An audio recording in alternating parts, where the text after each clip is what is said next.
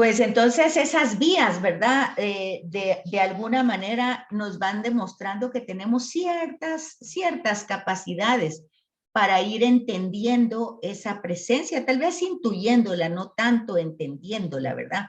Y que el universo no está así como a la deriva, sino tiene un propósito, ¿verdad? Y eso vimos en la sesión 1, desde el principio que la iniciativa, toda iniciativa es de Dios. Generalmente siempre usamos la palabra que estamos buscándolo, pero en la revelación vemos que Él es el que siempre sale al encuentro. Claro que el ser humano intenta buscarlo, pero siempre pareciera que en lugares equivocados, ¿verdad? Y en la sesión 2 vimos eso. Dios es el que sale siempre al encuentro y esas manifestaciones en la antigüedad vimos como, es como ir tomando nota de cómo se manifiesta Dios, cómo actúa Dios, cómo se revela Dios. Y veíamos en la sesión 2 que lo hace a través de los acontecimientos, a través de la palabra, que hoy vamos a ver en la sesión 8 cómo esas palabras primero se transmitieron oralmente, o sea, por tradiciones orales, ¿verdad? Y hasta mucho tiempo después se escribió, pero que toda esa iniciativa de Dios no ha tenido, no es respuesta por méritos del ser humano, sino que es pura gracia, ¿verdad? Todo lo ha hecho Dios por pura gracia y ahí va Él dándonos todo lo que necesitamos de una manera progresiva y en la propia historia se va desarrollando. Entonces todas esas revelaciones que las personas las expresan desde la manera como pueden hacerlo en su contexto cultural, religioso, histórico, pues esas experiencias que han tenido con ese ser lo han transmitido oralmente, ¿verdad? Y a esa transmisión oral se le va a llamar tradición. Y a la forma como se va acumulando esa tradición se le va a llamar depósito de la fe. O sea, porque estas personas son testigos de que lo que está pasando es así. Entonces, ya vamos ahí viendo cómo ya el ser humano de poquito a poquito va respondiendo desde esa fe. Y así es como se va formando la historia de la salvación. Por eso una historia en otro lado se llama economía de la salvación, como utilizando la palabra como de auditores, ¿verdad? Como numéricos, contables, economía, económicos, ¿verdad? Pero es como quien dice, es toda la riqueza de la salvación que tiene la historia humana, ¿verdad? Y que ha ido progresiva. Y que el protagonista, cada vez que nosotros entramos a la Sagrada Escritura, pues el protagonista es Dios. Y lo que les decía hace un ratito es ver cómo se manifiesta, cómo se revela, cuál es el motivo por el que se revela, se manifiesta, tiene esa iniciativa y pues las lecturas nos van demostrando que no tiene ningún interés, por decir así, que nosotros jamás vamos a poder ser que Él sea más Dios o mejor Dios o Él simplemente es una realidad que es plena y nosotros pues somos contingentes, o sea, limitados, pequeños, ¿verdad? Con límites y lo único que podemos es reconocerlo, agradecerle, y pues esos son los temas, ¿verdad? Y entonces esa historia de la salvación nos va demostrando eso, el protagonismo de Dios y la respuesta de los hombres, de los seres humanos. Y también se nos fue dando por etapas, o sea que ahí vimos la etapa de la creación, después el tema de la caída, o sea, del pecado, y como una historia, pues después de esa caída, pues está la misericordia y la promesa de salvarnos, y a todas esas promesas se le van a llamar promesas mesiánicas, porque desde ese principio del Génesis ya se está anunciando a un personaje que más adelante se le va a llamar Mesías, ¿verdad? Igual con Noé, pues hay una universalidad, ya no voy a castigar a la humanidad, por decir así, y la misericordia va a ser para toda la humanidad, pero eso es Jesús el que lo lleva a plenitud, esa promesa. También la promesa que se le hace a Abraham de ser bendición para todas las naciones, la realiza también Jesús. Y por eso aquí vemos este título en la 7, ¿verdad? Jesucristo plenitud, porque todo lo que les estoy haciendo, este recorrido así rapidito, pues lo que vamos viendo es que se dio esa promesa a esas personas y se les realizó, pero solo a ese pequeño grupo, ya sea Abraham, ya sea Isaac, ya sea Jacob, ya sea después Moisés, pero hasta ahí. Y la historia va a ir siendo como relevos. Luego entra otro personaje, luego entra otro personaje, y así se va desarrollando la historia en una forma lineal. Siempre es Dios actuando en esos personajes. Los personajes en la escritura son instrumentos humanos que se ponen al servicio de Dios para que Él actúe, ¿verdad? Como dice María, he aquí la esclava del Señor, hágase en mí según su palabra. Pues eso, son personas que se van poniendo al servicio de Dios, le dan la libertad que Él actúe, ¿verdad? Y Dios sigue eligiendo y sigue actuando por medio de estos personajes. Y la otra etapa es que forma un pueblo, ya no va directamente a una persona, sino a un grupo en el Sinaí, y ahí pues ya la historia de la salvación ya no es para una persona, sino para un grupo que se vuelve un pueblo, el pueblo de Israel, que va a ser el escenario, ¿verdad? Cómo Dios forma en el Sinaí a ese pueblo, prometiéndoles que Él va a ser su Dios, y las personas tienen que aceptar, pues, si aceptan, pues tienen que tener ciertas exigencias que no son obligatorias, pero como aceptaron el compromiso de ser el pueblo de Dios, pues entonces ustedes van viendo cómo Dios los va liberando, les va proveyendo, y en el Sinaí hace con ellos una alianza, pero todo eso es en forma de un solo pueblo. Ahora, la plenitud la lleva Jesucristo. Él también hace una nueva alianza, Él también desarrolla un nuevo pueblo para los que aceptan esta nueva alianza. Él también llama, Él también de alguna manera como peregrino, ¿se acuerdan ustedes de que Pascua se llama paso, ¿verdad? Él también estuvo de paso aquí en la tierra, ¿verdad? Y regresa al Padre. Entonces todo esto va desarrollándose la historia de la salvación, pero de manera siempre en el Antiguo Testamento limitada y con una promesa que va a llegar a la plenitud más adelante. Al final, se recuerdan ustedes que unos 500 años antes de Jesús, pues el pueblo se va al exilio, y por supuesto ellos piensan que por sus faltas, errores, pecados, pues perdieron la tierra, la promesa, y no, Dios siempre fiel, eso lo teníamos en la lección 5, Yahvé siempre fiel, le sigue perdonando, le sigue aceptando. La respuesta de Yahvé nunca es abandonarlos en ningún momento, a pesar de que ellos tienen siempre, el pueblo de Israel, la tendencia de darle culto a otras divinidades. Así pasa con los jueces, así pasa con los reyes.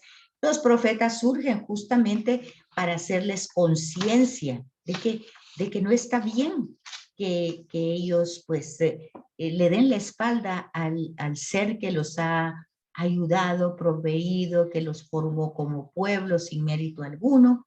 Y todo eso es toda la historia. Y esa historia pues se sigue desarrollando más. Ya hablábamos en su momento de los Sanahuim o los pobres de Yahvé, ¿verdad? Que esperaban a un Mesías, que esperaban que esa promesa de Dios llegara. No, pasaban los siglos, pasaban los años y no llegaba ese momento en la historia, ¿verdad?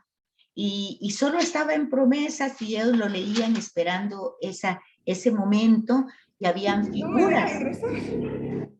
figuras, los mismos profetas anunciaban esa figura como Isaías, como Jeremías, como Miqueas, pero el momento no llegaba, ¿verdad?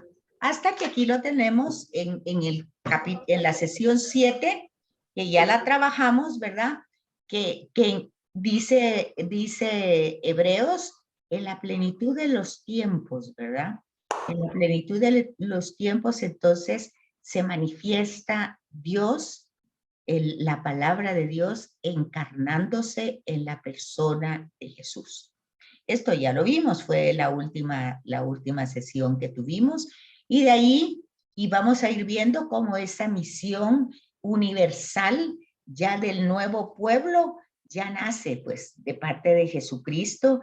Y ahorita en la Pascua pues ya se están dando ustedes que estamos, no, se dan cuenta ustedes que estamos en la octava de Pascua, pues el mandato, ¿verdad? Después de dar la paz, de que lo miren, de que lo reconozcan.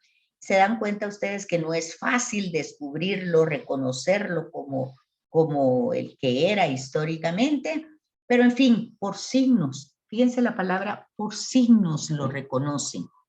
Así, nosotros también por signos debemos de ir dándonos cuenta, por eso es la historia, ir conociendo la historia para ir conociendo esos signos, irnos familiarizando con esos signos.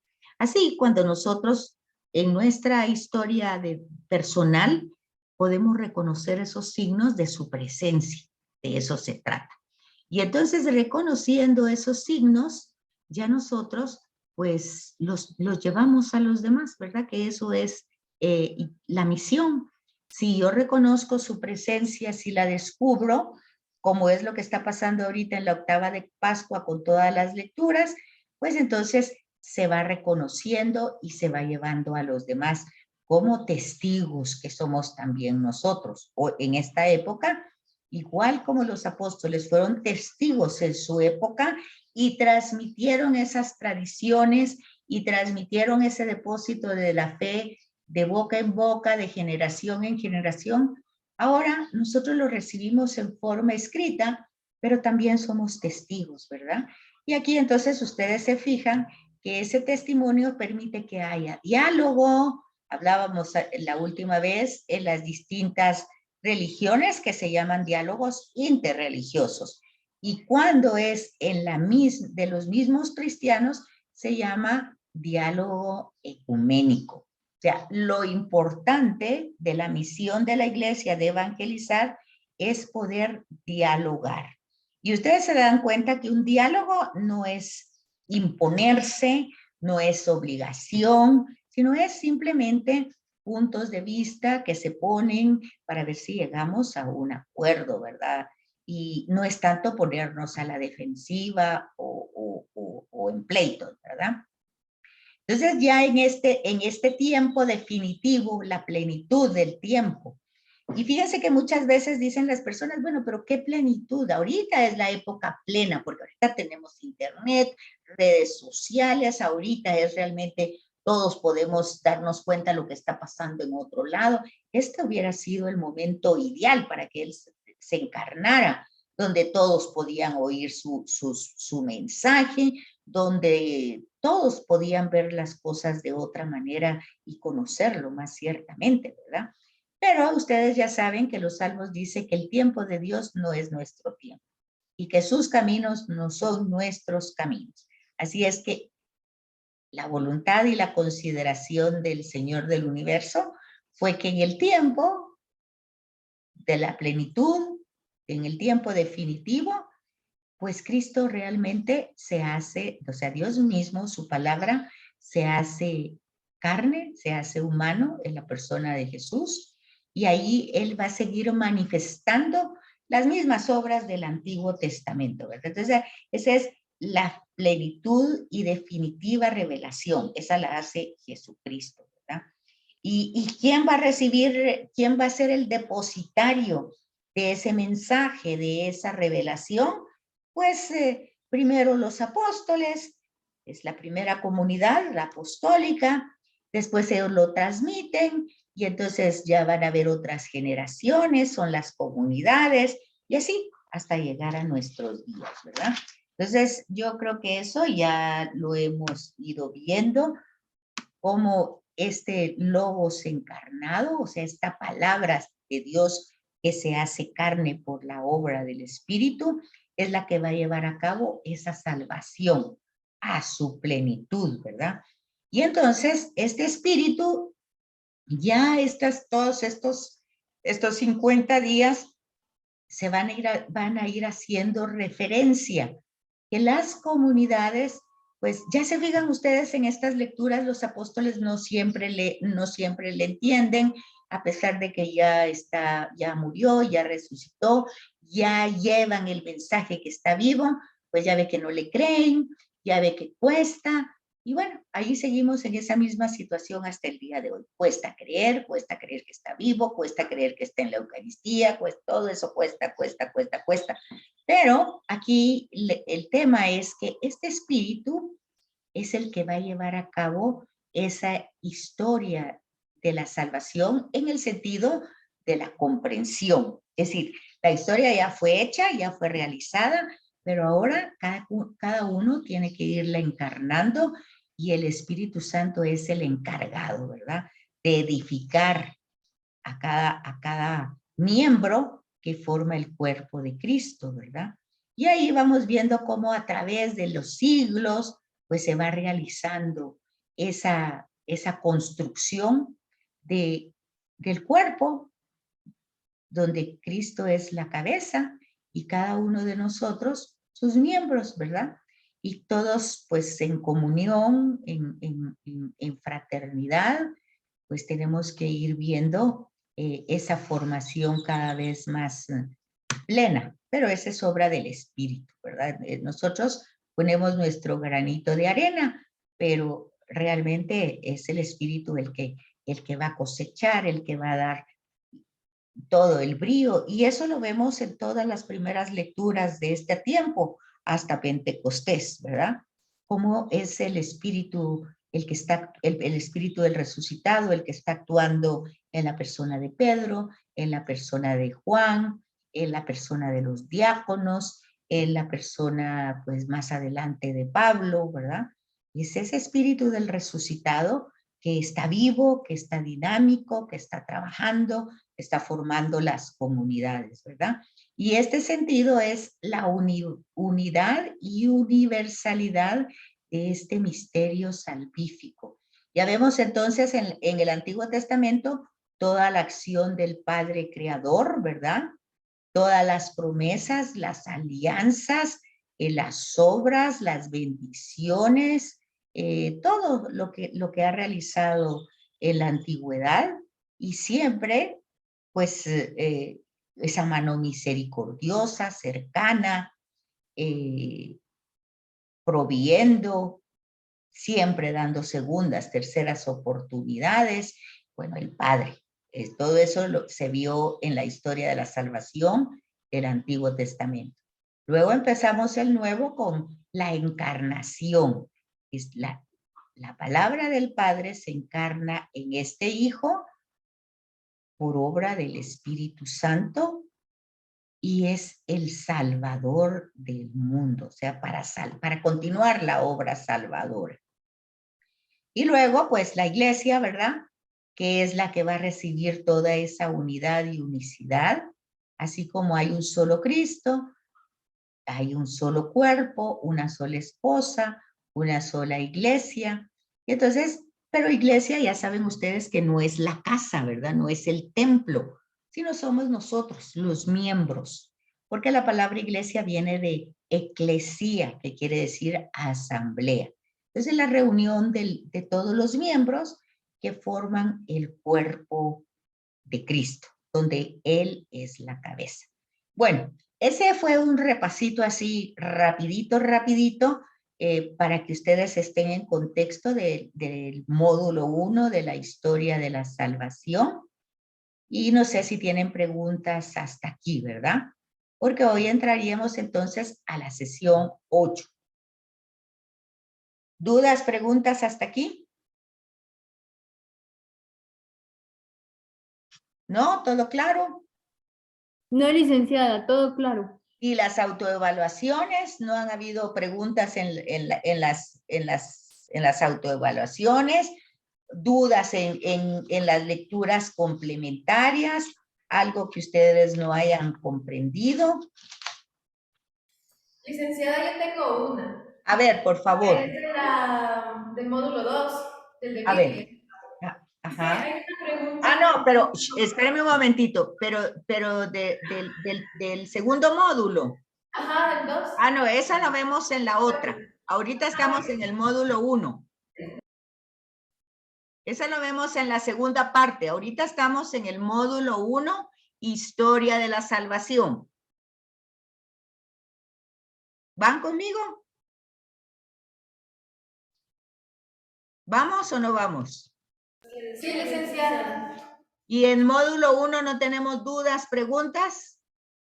Hasta la sesión 7, que hoy nos tocaría la sesión 8.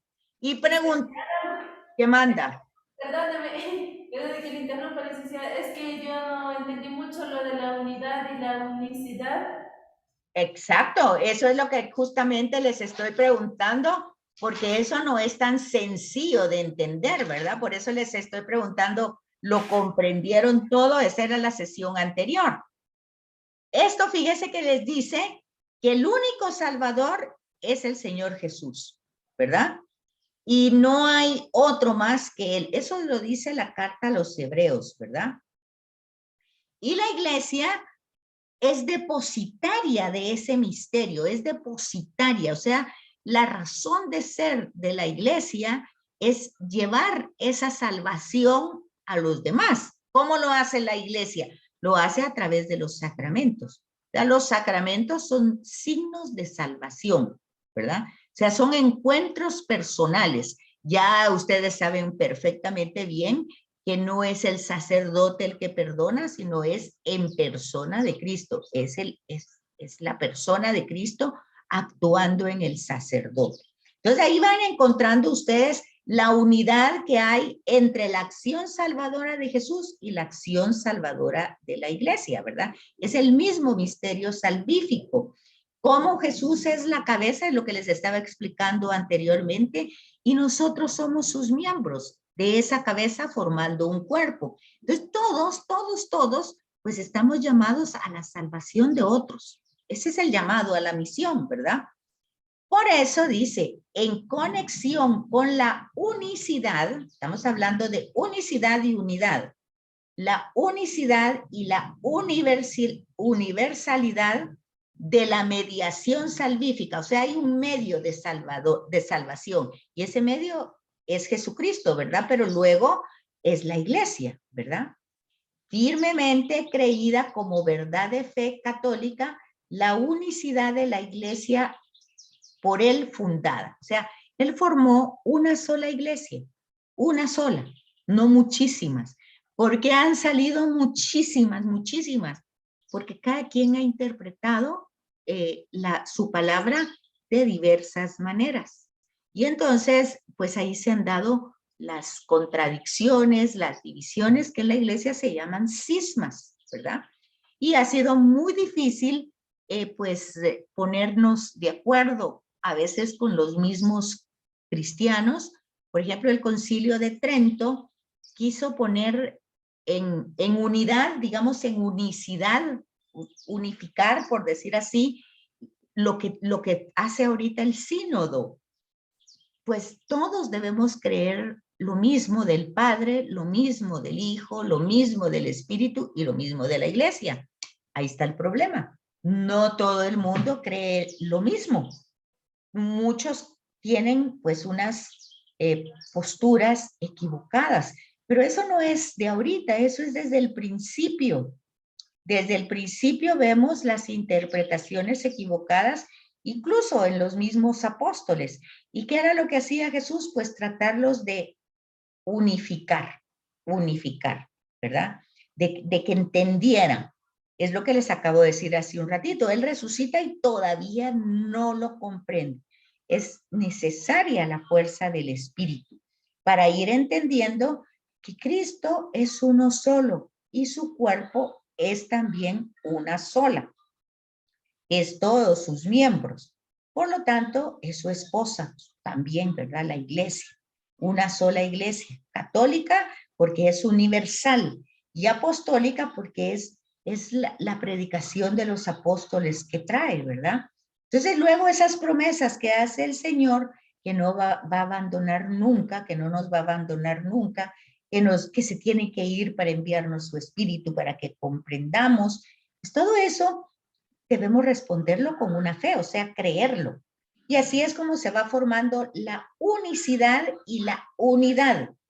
La unidad y la unicidad no tiene que ver con la diversidad, porque hay diversidad, o sea, pueden haber, por ejemplo, ustedes se van a dar cuenta que hay diversidad de culturas. Entonces hay muchas maneras de expresar la fe. Se pueden dar cuenta, por ejemplo, en los movimientos. Los carismáticos expresan su fe de una manera, los catecúmenos de otra manera, Opus Dei de otra manera.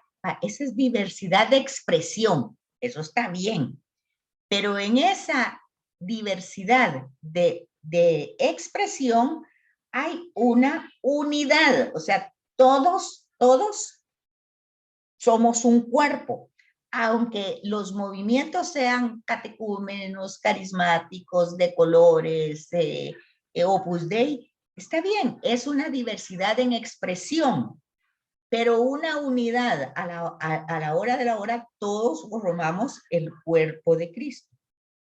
Ahora, esa unidad se da luego en unicidad y universalidad. Y esa unicidad, dice aquí, la continuidad histórica. Esa es la sucesión apostólica. Cristo funda la iglesia, luego se va desarrollando, eso lo vemos en Hechos de los Apóstoles, cómo se va a sustituir a Judas por Matías, siempre es la acción del Espíritu, ellos en oración, luego cómo ya vuelven a ser 12, luego se necesita, entra ya una cultura más que es la griega, están los 7 diáconos griegos, bueno, entonces todo eso va a ir haciendo pues la unicidad y universalidad, pero lo va desarrollando para ser una unidad. Entonces la unidad se entiende como una sola cabeza y todos un cuerpo. Aunque haya diversidad de expresiones y de culturas, todos formamos un cuerpo porque todos creemos lo mismo, se supone. Entonces, y ahí va la universalidad en el sentido que todos lo que queremos es llevar a Jesús a todas las naciones, a todos los demás. Entonces dice aquí, esta iglesia constituida y ordenada, eso quiere decir cuando ya se volvió una institución organizada, sistemática, porque está en la sociedad, ¿verdad? Entonces a eso se le va a llamar iglesia católica y está gobernada por el Papa, o sea, el sucesor de San Pedro. Luego vienen los obispos, que son los sucesores de los apóstoles, ¿verdad? Y ahí que el Concilio Vaticano II va a dar todo esto como una unidad en Cristo, ¿verdad? Aunque hayan divisiones de cristianos, diversas expresiones, pero la unidad está en que todos creemos lo mismo en las comunidades. Sin embargo, dice respecto a estas últimas, es necesario afirmar que la eficacia deriva de la misma plenitud de la gracia y verdad que fue confiada a la Iglesia Católica. O sea, esa verdad tiene que ir siendo purificada por acción del Espíritu Santo. Entonces, aquí vamos entendiendo una comunidad que es peregrinante, que su misión es salvar, pero no porque ella sea la encargada de salvar, sino que ya lo hizo Jesús y nosotros solo continuamos su misión, ¿verdad? Y que está presente en todos los tiempos, en todas las épocas, ¿verdad? Y que a través de esa unidad y esa unicidad se entra por el bautismo, ¿verdad?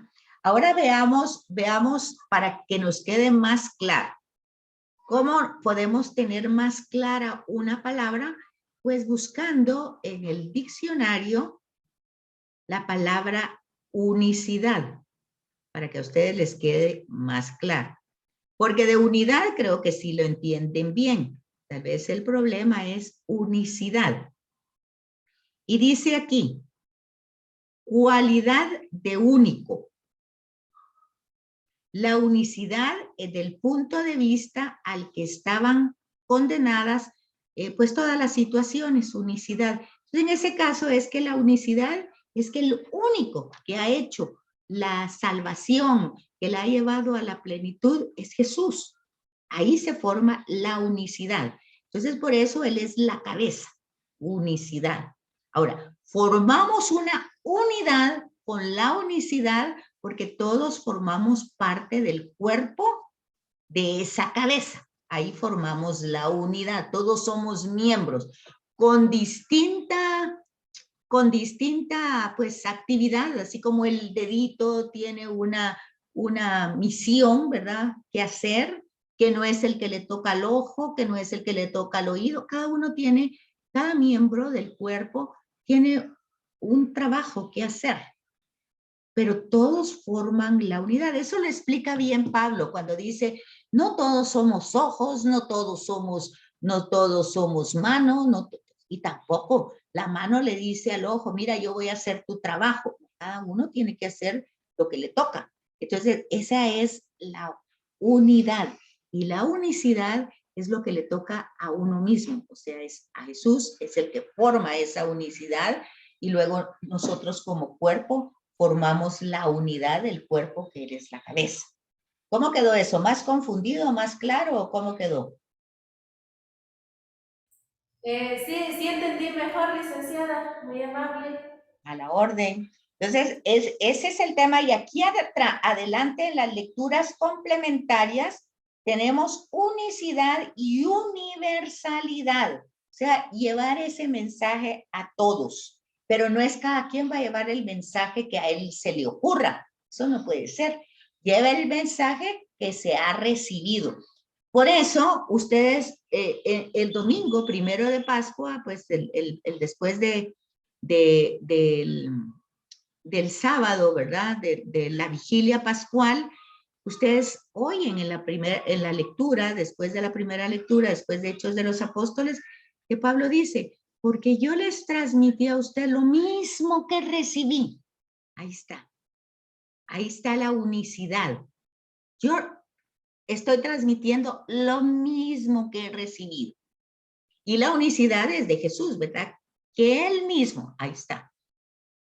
Y sin embargo, él lo está llevando a otra cultura, porque están los corintios que les está hablando. Y los corintios, pues es un puerto, está más lejos, no son judíos, son griegos, pero está transmitiendo la unicidad a otro grupo de otra cultura, de otro tiempo, para que formen la unidad, o sea, que se unan al cuerpo de Cristo. Cuando él dice, yo les transmito a ustedes lo mismo que yo recibo. Ahí está la unicidad. Y la unidad es que a los que le estás diciendo tienen que unirse a ese cuerpo. Y lo que él está haciendo es la universalidad, porque está llevando el mensaje a otros lugares. Ahí lo tienen ustedes como lectura complementaria. Aquí lo tienen en el tercer párrafo, en la página 77, dice, Pablo, dirigiéndose a la comunidad de Corinto, escribe, pues aun cuando se les dé el nombre de dioses, bueno, ahí está hablando de otros ídolos, bien en el cielo, bien en la tierra, de forma que hay multitud de dioses y señores para nosotros, porque le está hablando así a gente politeísta, ¿verdad? No a una cultura judía, sino a una cultura pagana.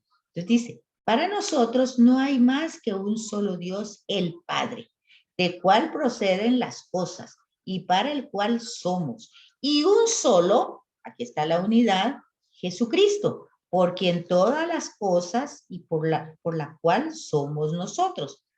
Y también Juan afirma, porque tanto amó Dios al mundo que dio a su Hijo único. Está la unidad. Para que todo el que crea en él no perezca. sino que tenga vida eterna.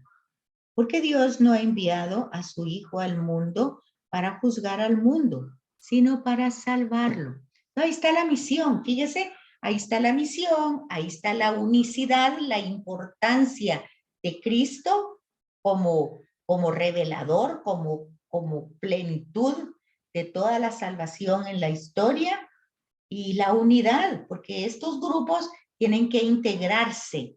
Por eso dice que con el bautismo, también van a encontrar ustedes en Hechos de los Apóstoles. Bueno, ¿ahora qué tenemos que hacer? Pues bautizarse. ¿Por qué hay que bautizarse? Porque si me bautizo, me incorporo, entro, adentro del cuerpo de Cristo. Forma parte de un miembro, porque hay que formar esa unidad, porque Él es la unicidad, Él es el que hace las cosas. Entonces, Él es la cabeza, y nosotros formamos ese cuerpo, ¿verdad? Uno, unidad, unicidad, y universalidad para todos los que se van a llevar esa salvación única y universal. Luego, aquí lo tienen todo esto en la página 78 como lectura complementaria. No sé si ustedes están leyendo esas lecturas complementarias que aclaran, porque esta sesión 7 tiene por lo menos 5 páginas de lectura complementaria. ¿Sí la están leyendo? Sí, licenciada. ¿Y no tienen dudas de todo eso? Más que eso, unicidad y unidad y universalidad. ¿Les quedó claro eso?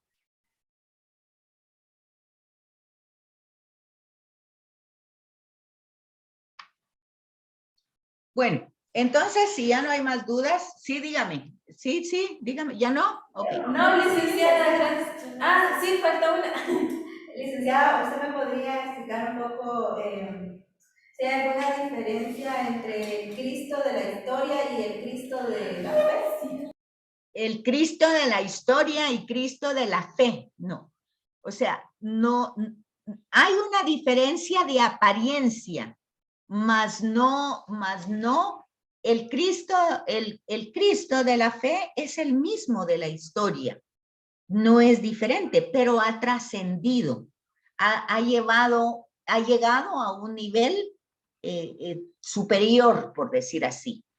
Porque el Jesús de la historia, pues es el que muere el Viernes Santo. Ahí se murió, ahí lo enterraron y ahí terminó la historia de Jesús de Nazaret, la historia, como conocemos la palabra historia. Pero, dice Hechos de los Apóstoles, a ese Jesús Dios lo resucitó. Pero a ese, no a otro, a ese Jesús, a ese que ha mostrado las llagas, a ese que no lo pueden reconocer porque su apariencia ha trascendido, tiene una apariencia distinta, no lo pueden reconocer, lo reconocen a través de los signos, pero es el mismo. En todos los relatos de las apariciones, ¿por qué no lo reconocen? Porque ha trascendido, él mismo lo dice, cuando se le parece a María Magdalena, que no lo reconoce. Entonces hasta que por signos, no es que lo reconoció por la voz cuando le dijo María, porque ya le había hablado y no lo reconocía, entonces no fue por la voz, sino por signos lo reconoce. Por eso les vuelvo a repetir, todo el esfuerzo del estudio de la historia de la salvación es ir pues dándonos cuenta de la forma como Dios actúa en la historia para poderlo reconocer en nuestra historia. Entonces, es como un manual, pues, para poderlo reconocer. Entonces, no hay ninguna diferencia, es decir, que sea distinto. Es el mismo, pero ha trascendido. Pablo lo dice de una manera más sencilla, como para entenderlo. Pablo dice, miren, es como que usted pone un frijolito en la tierra. Pues no le va a salir el mismo frijolito, pero es el mismo frijolito. No le va a salir el mismo, le va a salir una plantita. Pero la plantita es de frijoles, no le va a salir una planta de maíz, pues. Si usted en la tierra pone un granito de frijol, le sale una plantita de frijol. No le sale una plantita de durazno o de melocotón o de sandía, no le sale eso. Le sale una plantita de frijol. Igual, es Jesús, el mismo, pero ha trascendido, tiene diferencias. Entonces lo que le van, como lo van reconociendo es por los signos. Cuando parte el pan, cuando come con ellos. Fíjense, porque come con ellos, porque está ahí físicamente, porque pregunta, porque dialoga, porque habla, ¿verdad? Tiene como características que trascienden su historia, la historia, pero su persona pues sigue siendo el mismo. Enseña las llagas, sigue comiendo, pregunta, se acerca, sigue teniendo la misma iniciativa, no tiene... Bueno, hoy en el Evangelio de Marcos hay un poquito de reclamo, pero solo hoy, porque generalmente en todas las otras apariciones nunca les reclama nada. Siempre dice, pues está diciéndole que son hermanos, no le reclama a Pedro, no le dice nada por Judas, no dice nada que se fueron, no, simplemente les da la paz, está con ellos, siempre la iniciativa de parte de Dios, igual que en el Antiguo Testamento. Pues no sé si le queda claro que es el mismo, pero trascendido. La palabra trascender. A ver, pero busquemos en la palabra trascender para tener clara esa palabra. Es lo que les he dicho que hay que hacer. Para entender una cosa, a veces hay que buscar una palabra. Trascender. Empezar a ser conocida. Una cosa, algo que es conocido, ¿verdad? Pero luego hace sentir sus efectos, o sea, tiene consecuencias. Entonces, por ejemplo, dice aquí, vamos a ver, ¿qué quiere decir la palabra trascender? Por ejemplo, dice, hay un olor, por ejemplo, yo estoy aquí, y resulta que lejos están quemando madera o se está quemando un bosquecito y a mí me llega el humo. Quiere decir que el fuego trascendió, pero es el mismo fuego, pero a mí me llegó en forma de olor y en forma de humo. Fíjese, extender los efectos de una cosa, ir más allá, sobrepasar los límites. Eso fue lo que pasó con Jesús de Nazaret. Sobrepasó los límites de la humanidad. ¿Por qué? Dios lo resucitó después de haber muerto. Sobrepasó los límites. Nuestros límites son la muerte. Allí ya nos quedamos todos. Pero Él sobrepasó esos límites. Resucitó. Entonces, trascendió. ¿Qué dicen? ¿Está claro o no? Ya. ¿Ya? Va. ¿Otra pregunta entonces? ¿Ya no? Sí, licenciada, por favor. ¿Qué, Perdón, ¿Qué manda? buenas tardes, disculpe. Sí tengo una pregunta. A ver, a ver. Hay una pregunta en la sesión 7 y dice el numeral 5. Según la afirmación, fuera de la iglesia no hay salvación. ¿Podemos decir que los que no son católicos se condenarán? Para entender esto, yo quisiera saber si hay una persona que haya dicho esto, que sea de los apóstoles, o si esto nació de la iglesia en sí. Sí, eso está si usted busca Vaticano II, si usted busca Vaticano II y un poquito el catecismo de la iglesia, en Vaticano II todavía va a hablar en el tema de la de la universalidad de la iglesia. Aquí, por ejemplo, aquí en donde dice, las diversas, hay una constitución en Vaticano II que se llama Nostra Aetate. Aquí la tienen ustedes en la página 81. Y dice, ya desde la antigüedad hasta nuestros días se encuentra en los diversos pueblos una cierta percepción de aquella fuerza misteriosa que se halla presente en la marcha de las cosas y en los acontecimientos de la vida humana. A veces también el reconocimiento de la suma divinidad e incluso del Padre. Esta percepción y conocimiento penetra toda su vida con íntimos sentidos religiosos.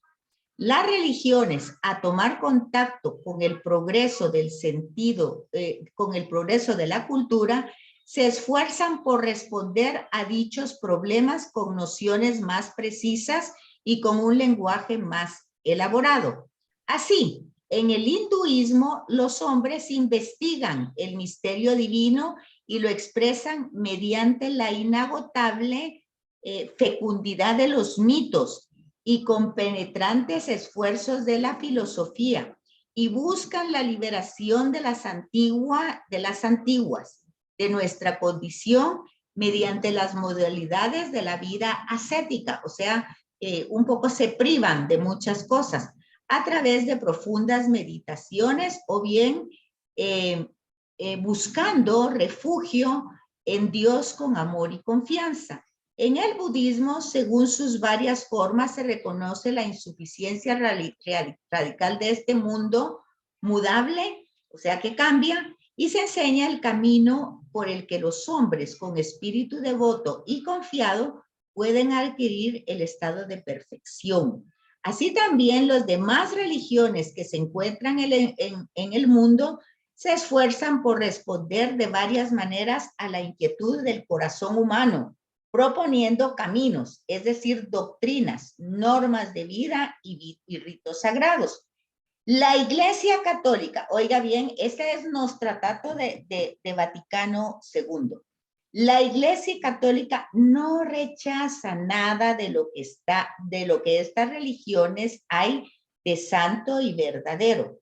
Considera con sincero respeto los modos de obrar y de vivir, los preceptos y doctrinas que por más que discrepen, o sea, que por más que no sean iguales que las nuestras, en mucho de lo que ella profesa y enseña, no pocas veces reflejan un destello de aquella verdad que ilumina a todos los hombres.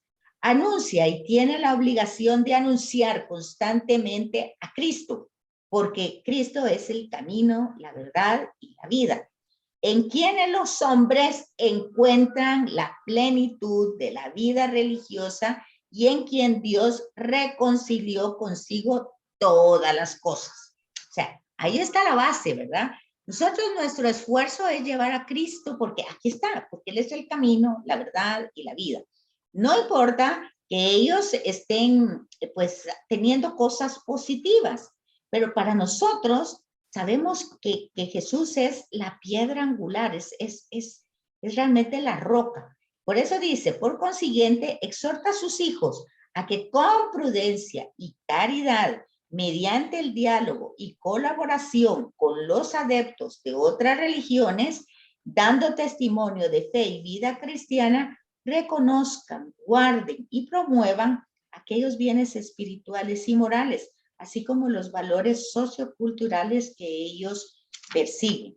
Entonces, aquí, por ejemplo, le está diciendo, bueno, nosotros sí pensamos que es Cristo la salvación de la humanidad. Sin embargo, ¿me entiende? Sin embargo, o sea, nosotros sí pensamos que fuera de Cristo no hay salvación, porque Él es el Salvador del mundo.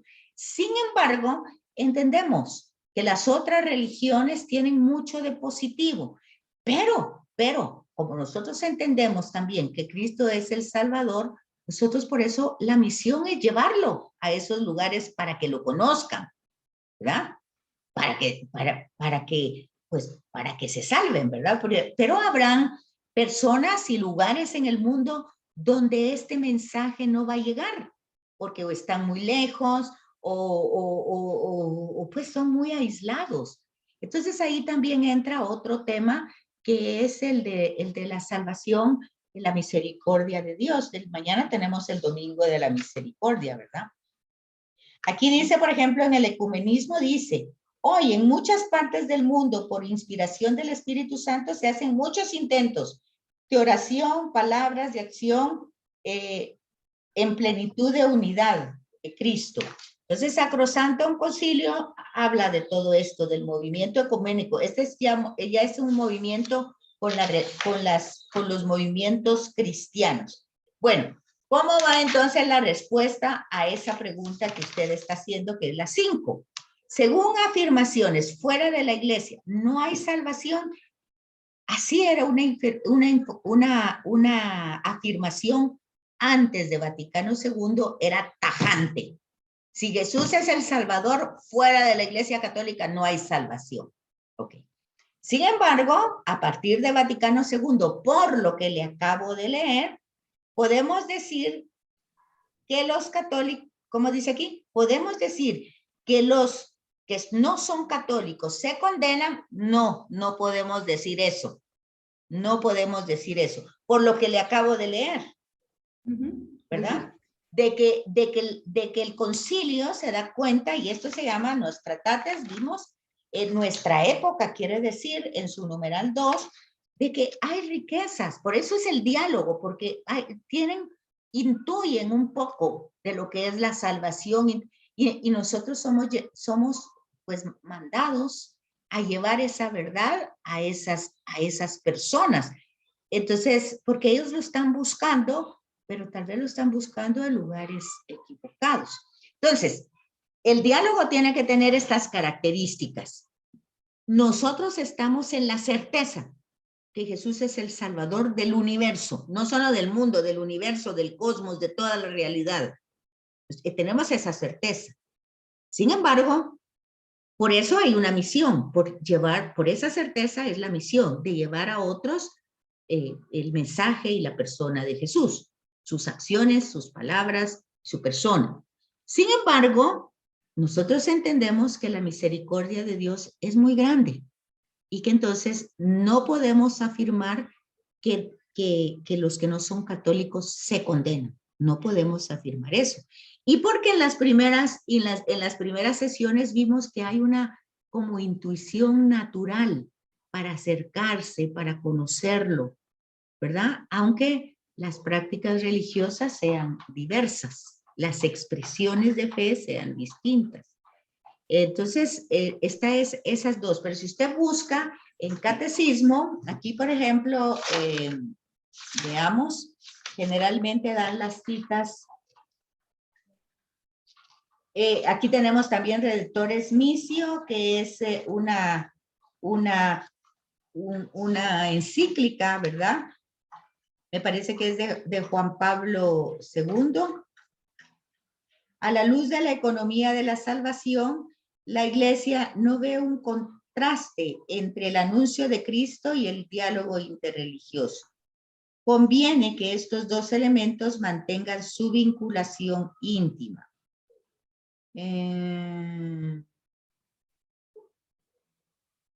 Y vuelve a decir eso. La Iglesia reconoce con gusto cuanto hay de verdadero y santo en otras tradiciones religiosas, budismo, hinduismo, islam, reflejos de aquella verdad que ilumina a todos los hombres. Sigue en pie su deber y determinación de proclamar sin titubeos a Jesucristo, camino, verdad y vida. El hecho de que los seguidores de otras religiones puedan recibir la gracia de Dios y ser salvados por Cristo, independiente de los medios ordinarios que Él ha establecido. Los medios ordinarios son los sacramentos, ¿verdad? Que ha establecido. No quita la llamada a la fe y al bautismo que Dios quiere para todos los pueblos. En efecto, Cristo mismo, al inculcar con palabras explícitas la necesidad de la fe y el bautismo, confirmó al mismo tiempo la necesidad de la iglesia, en la que los hombres entran por el bautismo como una puerta. El diálogo debe ser conducido y llevado en término con la convicción de que la iglesia es el camino ordinario de la salvación. Ahí le está diciendo, ¿se fija? Que fuera de la iglesia no hay salvación, solo que se lo está diciendo de otra manera, ¿verdad? Es el camino ordinario de la salvación. Y solo en ella se posee la plenitud de los medios de salvación. ¿Se fija? Esto es Redemptoris Missio. Es una carta encíclica de Juan Pablo II. Ya es después del concilio. Es después del concilio, pero le está explicando que no, que nosotros tenemos que tener la certeza de que sí Jesús es el Salvador de todo el universo, ¿verdad? Del universo, del cosmos y de todo, ¿verdad? Sin embargo, sí tenemos que tener esa certeza. Sin embargo, no podemos afirmar que fuera de ella no hay salvación, aunque Él es el medio de la salvación. Y ahí está el tema de la misión, ¿verdad? ¿Por qué hay que hacer misión? ¿Por qué hay que llevar ese mensaje a todos lados? No es cierto entonces lo que dicen, todos los caminos son buenos, todas las religiones son buenas. Eso no va así. Todas las religiones tienen algo de bueno, algo, pero no en plenitud. La plenitud la tiene Jesús. Esa es la certeza nuestra, ¿verdad? Muy bien. Entonces, eso no es muy fácil porque ya se da cuenta usted, por ejemplo, y se da cuenta, porque por ejemplo en el colegio, ustedes como formadoras, tantas chicas que le llegan, todas a veces, aunque tal vez la mayoría es católica, pero con diversos niveles, por decir así. Y todas pueden decir en este tiempo, bueno, cualquier religión es bueno, lo importante es no hacer mal, no hacer daño. Ahí es donde nosotros tenemos un momento. No. Todas las religiones tienen mucho de bueno y algo de bueno, claro que sí. Pero Jesús es el Señor, ¿verdad? El Señor del universo, y es a través de Él que se da la salvación del mundo. Fíjense que de todas maneras el budismo y el hinduismo pues son más filosofías que teología. En cambio el Islam, el judaísmo y el cristianismo sí tienen un poco una fe en un solo Dios, aunque sea diverso, ¿verdad? Ninguno de los dos cree en Jesucristo, por ejemplo, como Dios, ¿verdad? Ni el Islam ni el judaísmo. Eso solo es el cristianismo. Ahora, el budismo y el hinduismo no tienen, es más una filosofía que una religión. Sin embargo, tienen elementos buenos, ¿verdad? Vamos a ver dónde más podemos encontrar aquí. Luego tienen aquí unidad y universo. No, eso es lo que habíamos estado hablando. Sí, yo creo que son estas dos. Básicamente esta última página de Redemptoris Missio, que ahí le dicen el último párrafo, ¿verdad? Que la misión es eso, el esfuerzo de llevar a Cristo mismo su mensaje, sus acciones a otras religiones, que aunque tienen cosas buenas, no la tienen en plenitud, ¿verdad? Por eso dice, el diálogo debe ser conducido y llevado a término con la convicción. O sea, tenemos que tener esa certeza de que nosotros somos el camino ordinario de la salvación y que solo por ella se posee la plenitud mediante la salvación, ¿verdad? Por la persona de Jesús. Me mencionó otro nombre antes de el Redemptoris Missio. Nostra Aetate, esa es una declaración de Vaticano II, Nostra Aetate. Muy bien. Y también creo que tenemos Unitatis, que es también otra encíclica. No, es de Sacrosanto Concilium, es la otra. Sacrosanto Concilio, que habla del ecumenismo. Muy bien. Sacrosanto Concilio sí es una constitución. Nostra Aetate es una declaración. Pero es que quería buscar, aquí no tengo mi Vaticano, que lo usé en estos días y ahorita no lo encuentro. No encuentro dónde lo tengo, no lo tengo aquí, solo tengo el catecismo de la iglesia, pero no sé por qué, tendría que tenerlo aquí. Pero bueno, ahí tienen ustedes las citas. Espera un momentito, voy a ver si la tengo aquí. Aquí está. Aquí tengo Vaticano II. Le voy a decir, para tener con más claridad. Ahorita le digo.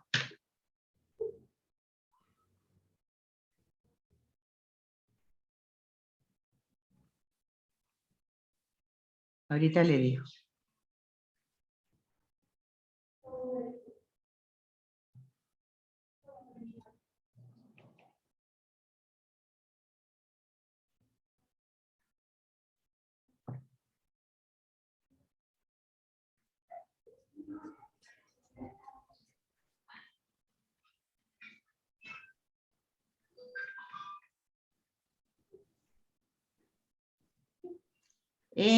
Sí, es, bueno, en la historia dice,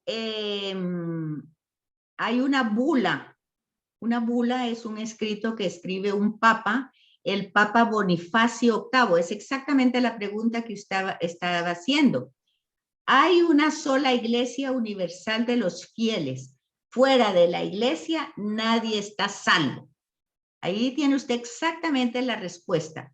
El Papa Bonifacio VIII, en una bula, Unam Sanctus de 1302, esa es la fecha. Y dice, nosotros declaramos, decimos y definimos y pronunciamos que es absolutamente necesario para la salvación de toda criatura humana estar sometidos al romano pontífice. ¿Qué le parece? Ahí está la respuesta escrita. Pero ya se fija que Vaticano le da una variación, ¿verdad? A esa bula. Ahora fíjese que, por ejemplo, aquí tenemos, vamos a ver. No, ahí está acaba la pregunta. ¿Dónde hay un documento que hable sobre eso? Pues ya le dije, la bula de Bonifacio. Y esa pues se ha repetido muchas veces, pero ya se fijó usted que Vaticano II entonces da una matización, matiza esa afirmación de esa bula. Pero podemos buscar exactamente, aparte de eso, en Vaticano II,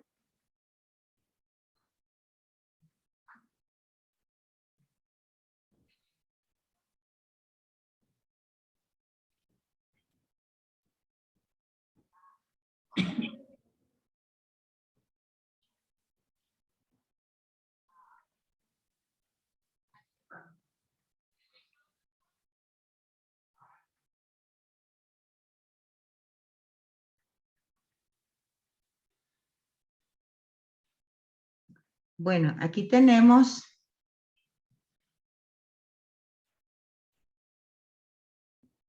el Concilio Vaticano.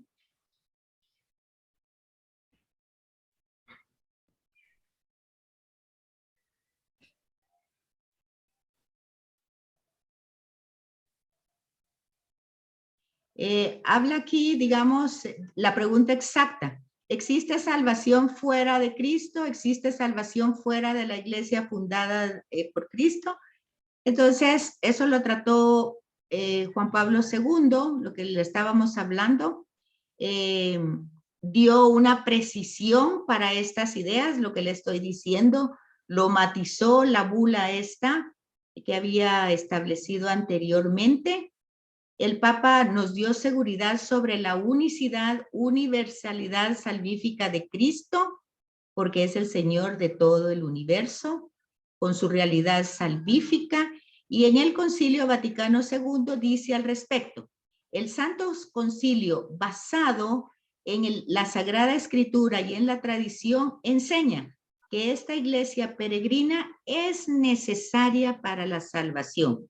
Está en Lumen Gentium 14. Ahora veamos en el Catecismo de la Iglesia, en el numeral 774 y el numeral 776. Siguiendo la enseñanza milenaria, o sea, muy antigua de la Iglesia, el Concilio Vaticano nos recuerda que la Iglesia Católica es instrumento de salvación universal. Ese es Lumen Gentium también 9. Ya habíamos dicho 14 y ahora 9. Y añade el Catecismo, que es, en su resumen, la Iglesia es en este mundo el sacramento de salvación, signo e instrumento de comunión con Dios entre los hombres. Numeral 780. Y dice, sin embargo, dice, en forma general se dice, es necesaria la pertenencia a la Iglesia Católica. El Catecismo explica lo siguiente, en un capítulo titulado, Fuera de la Iglesia no hay salvación. Entendida esta afirmación de modo positivo, significa que toda salvación viene de Cristo, que es la cabeza, lo hemos estado diciendo, y toda la iglesia es su cuerpo. Es decir, quien se salve dentro o fuera de la iglesia, se salva por la gracia de Cristo a través de la iglesia. La afirmación de que no hay salvación fuera de la iglesia no se refiere a los que sin culpa suya no conocen a Cristo, ni a la iglesia fundada por él.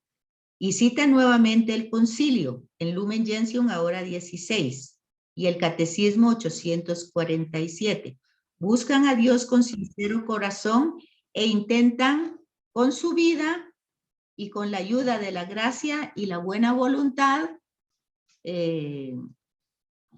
conocida a través de su conciencia natural. Entonces se fija que sí está eso, ya vimos de dónde se encuentra, pero Vaticano II lo va matizando. ¿Qué le parece la respuesta ahí?